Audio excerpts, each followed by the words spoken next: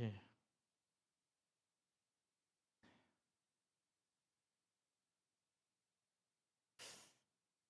참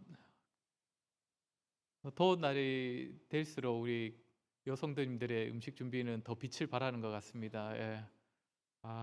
너무 고생이 많으시고 또 지난주 화요일에 우리 여전도의 연합회 모임을 했었는데 다들 오신 분들마다 너무 대접 잘 받고 간다고 이렇게 인사를 우리 성도님들께 직접 전할 수 없으니까 다 저한테 와서 그렇게 다 전하시더라고요. 어쨌든 참 섬겨 주신 분들께 또 감사를 드립니다. 우리는 계속 교회의 역사를 배워가는 과정에 있습니다. 우리가 지난주에는 영국과 관련된 그리고 스코틀랜드와 관련된 역사를 잠깐 배웠습니다. 영국의 종교 개혁은 그때도 말한 것처럼 그 엘리자베스 여왕이 오랫동안 다스리면서 완전 나라를 개신교화 시켰기 때문에 종교 개혁이 가능했다라고 말씀을 드렸습니다. 그러나 이제 엘리자베스 여왕은 어쨌든 세속군주죠. 그래서 자기는 정치적인 입장에 좀 더 앞섰습니다. 그래서 교회를 개혁을 하되 이전에 토마스 크랜머가 막 좀 많이 개혁하려고 했던 그 정도까지는 바라질 않았습니다. 그래서 천주교도 거부하고 토마스 크랜머 같은 그 사람의 그 완전한 종교 개혁도 거부하고 적당히 그래서 이제 국가 아래의 교회를 둔 모양으로 개신교화 시키려고 했던 것이죠. 그래서 이제 나라에는 이거는 종교 개혁이 아니다. 우리가 개혁을 하려면 하나님의 말씀으로 더 많이 개혁해야 된다. 이런 입장을 가진 사람들이 나타나는데 그 사람들이 청교도라고 말한다라고 했습니다. 우리가 한 번씩 듣게 되는 청교도의 시작점이 바로 이것입니다. 영국에서 좀 더 교회를 제대로 많이 개혁하려고 했던 사람들입니다. 이 사람들은 어쨌든 말씀을 연구하는 모임을 가지고 또 제대로 말씀으로 다스릴 수 있는 교회 지도자를 세우는 일에 열심을 내었는데 그러다 보니까 당연히 여왕은 싫어했겠지요. 그래서 나라 입장에서는 청교도가 싫어서 청교도 반청교도령 그래서 청교도를 압박하는 그런 일들도 벌어집니다. 이게 이제 나중에 또 다시 한번 보게 될 것이고 그리고 이제 스코틀랜드 이야기를 한번 다뤘었습니다. 스코틀랜드는 어, 우리가 잘 아는 이제 장로교가 시작된 곳이 바로 스코틀랜드이고 스코틀랜드에서 이제 존 녹스라는 이 사람이 장로교를 만든 사람이었다라고 말씀을 드렸습니다. 이 당시에 기즈의 메리, 기즈는 오늘 이제 프랑스 하면서 보게 될 건데 프랑스의 아주 그 유력한 가문입니다. 이쪽 출신인데 이 사람 프랑스는 그 당시에 이제 유럽의 많은 나라 중에서도 유독 천주교의 영향을 많이 받고 천주교와 이제 밀접한 나라였기 때문에 훨씬 그 유력한 가문들은 다 천주교 사람들이거든요. 그래서 이 사람도 이제 스코틀랜드를 천주교화 시키려고 굉장히 많이 노력하면서 또 그 개신교인들을 많이 핍박하기도 했던 그런 사람이었습니다. 이 가운데 이제 존 녹스가 이제 등장을 했는데 세인트 앤드루스라는 이 지역에 자기 친구가 먼저 개신교인이 화형을 당하자 이제 밑에 서민들이 오히려 들고 일어나 가지고 우리는 개신교화 할 거야. 이래서 존 녹스를 청빙을 해 옵니다. 존 녹스는 이때 이제 이쪽에서 청빙을 하다가 나중에 프랑스 군대 때문에 노예 생활도 하고 뭐 이런 일이 있었는데 그러다가 끝내 이제 해방되어서 종교 개혁을 시작을 합니다.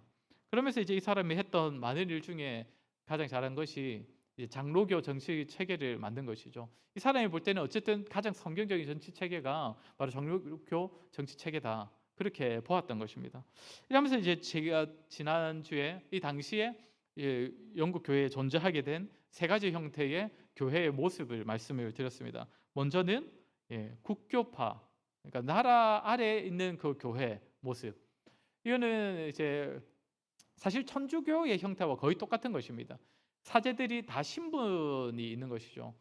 더 높은 신분, 더 낮은 신분 있어가지고 또 낮은 신분은 이제 윗 신분한테 잘 보여야 되고 또 파송하면 파송한 대로 가야 되고 약간 이런 식의 모습이 이제 국교파 이 모습이고 이제 이건 엘리자베스 여왕이 만든 형태의 모습이겠죠. 그리고 또 하나 있었던 것은 이때 이제 존 녹스로 인하여서 만들어진 게 이제 장로파가 이제 존재를 하게 됩니다. 이제 국교회로부터의 독립을 선언을 하면서 교회의 다스림은 교회가 해야지 말씀으로 교회가 다스려야지 나라가 관여해서는 안 된다 하면서 이제 만든 체계가 장로파입니다. 그래서 교회가 연합하여 좀 어느 정도 지역에서 모이면 이제 노회가 되는 것이고, 그 노회가 또 모이면 총회, 우리가 한 교단이라고도 부르는데 총회가 되는. 그리고 또 하나 만들어진 게 지난주 말씀드린 것처럼 이제 독립파, 회중파. 그러니까 연합 필요 없다. 아예 우리는 우리 교회끼리 간다. 우리 교회만이다. 이렇게 된다라고 했습니다. 그래서 이제 제가 지난주에 말씀드렸던 것은 그거였죠. 대부분의 교회가 정치 체계를 가지고 있습니다. 교단에 소속이 돼 있죠. 교단 소속 안 돼 있는 교회보다 소속돼 있는 교회가 훨씬 많습니다. 그런데 대부분의 교회가 갈수록 독립파, 회중파의 형태를 취하고 있습니다. 그래서 소속은 되어 있지만 노회와 총회의 간섭은 받지 않겠다. 이게 이제 때로는 이제 문제가 되기도 합니다. 여러분 어떠신 것 같습니까? 노회가 과연 우리 교회 하는 일에 노회가 도움이 될 것 같습니까? 안 될 것 같습니까? 사실 이제 제가 이제 이런 말씀 드리기 조금 꺼려지는 부분도 있는데, 이제 우리 교회도 조금 노회나 시찰하고 좀 안 좋았던 때도 있었기 때문에. 근데 분명한 것은 우리가 장로교 안에 있기 때문에 우리는 장로교 정치 체계를 최대한 따라야 되고, 그 안에서 노회가 가지고 있는 권한은 노회의 권한으로 인정을 해야 되고, 교회가 가지는 권한은 교회가 가지도록 해야 된다는 것입니다. 우리가 교회, 노회, 그리고 위에 총회 이래가지고 약간 상회 개념을 가지는데, 비록 상회라고 부르긴 하지만 우리가 다 느끼잖아요. 총회가 뭔가 결정했다 해서 노회가 그 총회의 결정을 다 따르는 거 아닙니다. 노회가 결정했다 해서 교회가 전부 다 노회 결정 따릅니까? 또 그러지는 않거든요. 그러나 또 따라야 할 건 사실상 따를 필요가 있는 것이죠. 제가 이제 이게 말이 나왔으니까 조금 말씀드리는 건데, 실제로 이제 얼마 전에 일어났던 일 중에 하나가 있습니다. 제가 한번 말씀을 드리겠습니다. 뭐 좋은 일은 아니지만 어느 교회에 한 목사에게 결격 사유가 있었던 겁니다. 정확한 어떤 이유인지는 모릅니다. 그래서 어떤 일이 있어가지고 이제 그 당회가 다 알게 된 겁니다. 그럼 당회 치례로서 목사를 권징을 해야죠. 그런데 이제 당회가 이제 목사하고 이제 얘기하다가 이제 그러면 이제 목사가 반성하는 것 같으니까 이제 넘어가자, 덮어두기로 한 겁니다. 그런데 이제 사실상 누군가의 잘못을 덮어둔다고 다 되는 게 아니죠. 이제 교회의 다른 성도들이, 당회가 아닌 성도들이 여기에 이제 불만을 가진 것이죠.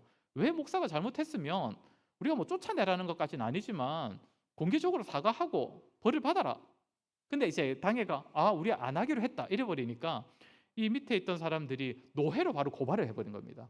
이제 상회죠. 상회에 이제 재판국으로 고발을 해버린 거죠. 그러니까 노회는 당연히 고발이 들어오면 그 안건을 다루어야 합니다. 그래서 이제 안건을 다루다 보니까 목사에게 결격 사유가 진짜 발견이 되는 겁니다. 그래서 노회가 어떻게 했냐면 노회가 목사를 권징을 내렸습니다. 그러니까 어느 정도 근신 기간을 가지게 했습니다. 자, 당회가 어떻게 했을까요?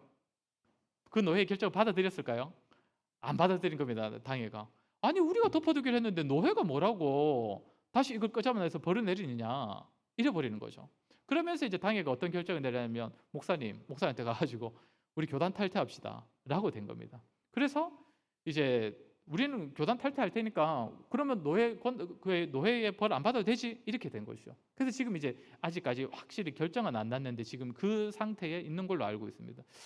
자, 성도님들 누가 잘하고 누가 잘못한 것 같습니까? 다 잘못한 것 같죠, 맞죠? 근데 자, 우리 한번 생각을 해봅시다. 만약에 이 일이 우리 교회 일이라고 생각하면 성도님들 어떻게 하실 것 같습니까? 제가 잘못을 했는데 우리 교회에서는 당연히 이제 좀 덮고 넘어가려고 했는데 노회가 막 목사 버려야 된다, 목사 이제 몇 개월 근신시켜야 된다, 막 이렇게 이야기하면 우리 성도님들 어떻게 하실 것 같으세요? 야, 그래도 우리가 암 목사랑 보낸 세월이 얼만데 이러면서 성도님들 저 지켜주실 겁니까? 우리도 막 교단 탈퇴 막 이래 얘기하고 그런 일은 없어야겠지만 혹 만약에 진짜 그런 일이 있으면 성도님들께서는 제가 그냥 폼 잡으려고 하는 얘기 아니라 노회의 치리를 받아야 됩니다. 그냥 맡기시는 게 더 맞습니다. 왜냐하면 목사의 소속이 참 애매한 부분이 있거든요.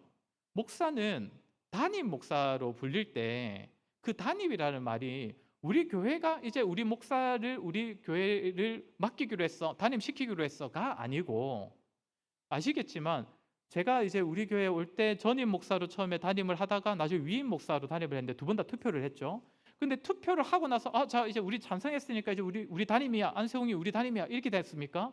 아니었습니다. 투표 받은 결과를 가지고 노회로 갔습니다. 그런 뒤에 노회가 이 사천에 있는 이 사천읍에 있는 우리 고신교회 이 지혜라고 표현하면 좀 지혜는 안 쓰긴 하지만 이거를 우리 안세욱이라는 목사한테 담임을 시킨 겁니다. 사실상 그래서 목사의 담임 권한은 노회가 주는 거거든요.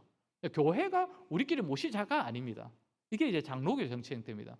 그렇기 때문에 만약에 노회가 목사의 담임권에 대하여서 잘못이 있으니까 이런 건증을 하겠다라고 하면 사실 노회가 그 권한을 가질 수 있거든요.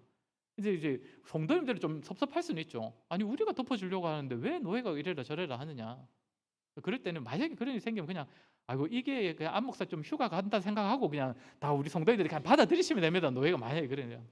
그러니까 제가 이거는 그냥 예를 든 건데 최근에 있었던 일이라서 그래서 말씀드린 겁니다. 노회와 교회는 각자의 권한이 있습니다. 각자의 권한이 있고 각자의 권한 안에서 법을 잘 지켜가면 됩니다.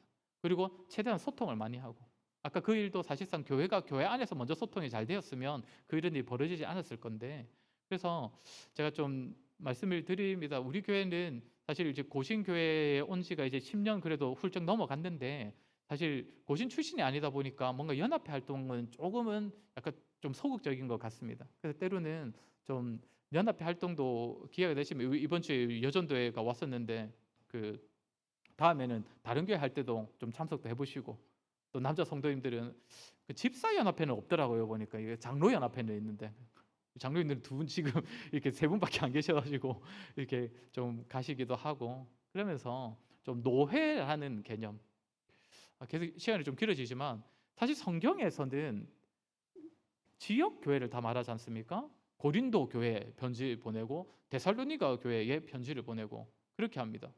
근데 에베소 교회 그래서 오늘날로 치면 만약에 성경에서 바울이 편지를 보낸 그 교회들은 오늘날 치면 노회였을 것이다 봅니다. 이런 개체 교회로 안 보고 왜냐하면 그 지역에 있는 교회에 있는 모든 성도들을 대상으로 보낸 거거든요. 그러니까 만약 바울이 오늘날에 편지를 썼다면 경남 진주 노회에 보냈을 겁니다. 그런 식으로 된다는 것이죠. 그래서 그렇게 생각해 보면 사실 노회 단위라는 것은 상당히 또 성경적으로도 의미가 있는 것이거든요. 그래서 우리가 또 기회가 된다면 되는 대로 좀 같이 노예 활동도 하고 또 그렇게 연합도 같이 할 수 있으면 참 좋겠다는 생각이 듭니다. 오늘 프랑스 종교개혁 얘기인데 그렇게 길지 않은 얘기입니다. 프랑스 종교개혁은 위그노 종교개혁이라고도 부릅니다. 위그노라고 한 번쯤은 들어보셨을 것입니다. 저도 이제 이 교회사 배우기 전까지 위그노라는 단어를 알고는 있었는데 역사에서 들었는데 언제 들었더라 싶었거든요. 근데 이 위그노는 이제 직역을 하면 맹세로 연결된 사람들을 뜻하는데 프랑스 외에 있는 사람들이 프랑스 개신교인들을 향하여서 붙인 이름입니다. 왜 이런 이름을 붙였냐면 좀 전에도 말씀드린 것처럼 프랑스는 다른 나라에 비해 천주교의 영향력이 더 컸거든요. 그래서 종교개혁이 일어나고 있는 가운데서도 그 천주교의 뭡니까 그 괴롭힘이 굉장히 심했던 나라입니다. 그래서 다른 나라들도 다 사실 종교개혁이 쉽지는 않았지만 프랑스가 좀 더 다른 사람을 볼 때 유독 그랬기 때문에 특별히 위그노라는 이름을 따로 딱 지어서 불렀던 것이죠. 아시다시피 칼빈이 프랑스 사람입니다. 프랑스 출신입니다. 그래서 프랑스 이 개신교인들은 종교개혁을 조금씩 해갈 때에 칼빈이 다시 돌아와 주길 굉장히 바랬습니다. 칼빈이 지금 스위스 가 있잖아요. 스위스 제네바에 살았는데 근데 우리가 지난번에 보았던 것처럼 칼빈이 스위스 제네바에 사역자로 갈 때에 두 번째 갈 때에 어떤 고백을 했습니까? 나의 심장을 드립니다. 이 심장 손에 이 하트표 있는 심장 밖에 있는 보여드렸지 않습니까? 그렇기 때문에 칼빈은 그 제네바에서 돌아오지 않습니다. 그 대신 이제 프랑스에 고생하는 개신교인들을 위해서 나름대로 도움을 주었는데 그 중에 하나가 제네바 아카데미에서 길러졌던 목사를 자그마치 16년입니까? 17년 이 정도에 120명을 파송을 해줍니다. 그러니까 목사가 많이 필요할 테니까. 그러니까 이런 식으로 이제 칼빈이 도왔던 것이고 또 그 천주교로부터 독립을 할 때에는 반드시 교회에 필요한 것은 제가 자주 말씀드리죠. 하나는 신앙 고백, 왜냐하면 천주교와 다른 신앙이 무엇인지를 제대로 고백할 수 있는 신앙 고백서가 필요하고, 또 하나는 또 천주교와 다른 교회만의 법을 또 제정을 해야 되는데, 이 프랑스를 위한 신앙 고백 또 교회법이 사실상 제네바 교회법, 제네바 신앙 고백서에서 다 시작이 됩니다. 그래서 이런 식으로 이제 도움을 받아서 지하교회 성도가 당시에 종교개혁 시대에 40만 명이 되었을 거라 이렇게 추정을 합니다. 그래서 복음화율도 사실상 자유가 없었는데도 20% 정도 되었었다라고 이렇게 봅니다. 그러니까 엄청난 거죠, 프랑스도. 당시 프랑스의 나라에 이제 크게 이제 다스리고 있었던 사람이 이제 카트린이라는 사람입니다. 카트린 드 메디치 하면 어디 사람일까요, 이 사람이? 들어보셨을 건데, 이탈리아가 유명한 게 메디치 가문인데, 이 사람이 이제 프랑스의 왕비로 이렇게 결혼을 해서 오게 됩니다. 근데 공교롭게도 이 사람의 남편도 일찍 죽는데 아들들도 아들을 못 낳고 죽습니다. 그래서 아들 3명이 왕이 되어 있는 동안 이 사람이 이제 뭐라고 불러야 됩니까? 왕의 엄마를 뭐라고 부릅니까? 우리나라는 대비라고 부르는데 뭐라고 모르겠지만, 그래서 왕의 엄마로서 이 사람이 자기 아들 3명이 왕을 하는 동안 이 사람이 섭정을 합니다. 섭정을. 근데 이제 이 사람은 아까도 말씀드린 것처럼 프랑스는 이제 왕실이 천주교와 밀접한 영향이 있기 때문에 굉장히 그 천주교화 시키는데, 그래서 이제 개신교를 압박하는데 이제 많이 힘을 쓰는데, 때로는 이제 개신교의 편을 들어줄 때도 있었지만 그건 다 정치적인 이유였고, 어쨌든 이 사람은 천주교인이었습니다. 이런 가운데 어떤 일이 있었냐면, 이제 프랑스와라는 이 사람은 이제 기즈 가문의 공작입니다. 기즈 가문 아까 나왔었던데 기억나십니까? 스코틀랜드에서 나왔었죠, 맞죠? 스코틀랜드에서 섭정했던 기즈의 메리 3명 중에 한 메리지 않습니까? 근데 이제 그래서 이제 기즈 가문도 사실 프랑스에서 유명한 왕실과 관련된 가문인데, 이 사람이 그 공작이에요. 공작인데 이 사람이 어느 날 바시라는 도시를 지나가다가 바시라는 그 교회당에서 개신교인들이 예배를 드리는 걸 보게 됩니다. 근데 이 사람이 예배 드리는 그 광경이 너무 마음에 안 드는 거예요. 왜냐하면 기즈 가문도 철저한 천주교 가문이거든요. 그래서 이 사람이 자기가 군대랑 같이 가고 있었는데, 이 바시에서 예배당을 예배 드리는 사람들을 죽여버리는 그런 일들이 벌어집니다. 그래서 이 일이 나름대로 유명해서 그런지 바시 학살이라는 제목으로 그림도 있더라고요. 그 예배 드리고 있는 사람들을, 그래서 70몇 명을 죽이고 100명 가까이가 이제 큰 부상을 입는 이런 일이 벌어집니다. 그래서 이때 이제 이 사건을 계기로 일어난 것이 위그노 전쟁이라는 전쟁입니다. 이게 세계사에서도 한 번씩 나오는 이름인데, 위그노 전쟁. 그래서 근데 우리가 앞에서도 보았던 것처럼 독일도 그렇고 스위스도 그렇고 영국도 그렇고 개신교가 이제 종교개혁에서 올라올 때는 항상 그 천주교와의 전쟁이 항상 있었거든요. 사실 마찰은 항상 있었습니다. 근데 왜 프랑스만을 두고 위그노 전쟁이라고 이름을 따로 붙이느냐면, 이 전쟁이 굉장히 길었기 때문입니다. 30년 이상 갑니다. 물론 중간에 조금 잠깐 멈출 때도 있었지만 계속 멈췄다가 또 싸우고 해서 위그노 전쟁이 계속 이어져서 이 전쟁을 이제 위그노 전쟁으로 따로 이름을 붙일 정도였습니다. 근데 이제 이 카트린이라는 사람이 위그노 전쟁이 10년쯤 지났을 때, 도저히 이제 계속 나라 안에서 전쟁이 일어나면 별로 좋지는 않지 않습니까? 그래서 이제 이 사람이 좀 이 화해를 시켜봐야 되겠다 해서 기즈 가문은 당시에 천주교를 대표하는 가문이었습니다. 그리고 부르봉 가문, 이 부르봉 가문은 개신교를 대표하는 가문이었습니다. 두 가문을 좀 추선해가지고 화해를 시켜야 되겠다 해가지고, 일단은 자기 딸은 이제 사실 기즈 가문은 아니지만 이제 기즈 가문하고 친한 왕가지 않습니까? 그래서 자기 딸인 마르그리트랑 부르봉 가문의 이제 앙리, 나중에 사세는 나중에 지게 되는 앙리라는 사람을 이제 결혼을 시킵니다. 이제 위그노 전쟁을 이제 종식시키는 게 명분이었습니다. 그리고 이제 개신교인들이 이때 굉장히 좋아하죠. 왜냐하면 사실상 위그노 전쟁을 계속 하는 이유는 개신교 입장에서는 자기들의 자유를 얻기 위한 것이거든요. 천주교 입장에서는 그냥 계속 이렇게 이단을 계속 척결하는 것이고. 그래서 이제 개신교인들이 굉장히 기뻐하면서 이제 사실 결혼식이 있었던 날인지는 모르겠는데 파리에도 많이 모여들고 각 지역에서 약간 축제가 벌어지는데, 이 날이 결혼식인지 모르겠는데 성 바돌롬의 축일에 개신교인들이 다 모여 있는데 모여 있는 곳곳마다 이 군인들이 동원돼 가지고 모여 있는 개신교를 이제 학살하는 일이 벌어진 거죠. 알고 보니까 카테린이 이 일을 위하여서 억지로 꾸몄던 것입니다. 사실상 화해가 목적이 아니라 개신교인들을 죽이기 위하여서. 그래서 이제 통계로는 당시에 파리에서만 이 성바들롬의 축길에 죽임을 당한 개신교인이 8,000명이라고, 파리에서만. 그리고 전국적으로 보면 최소 3만 명에서 7만 명 정도였을 것이다. 한 번에 이때 그런 일이 있었습니다. 그래서 이제 위그노 전쟁이 그치지 않고 계속 이어지는 것이죠. 위그노도.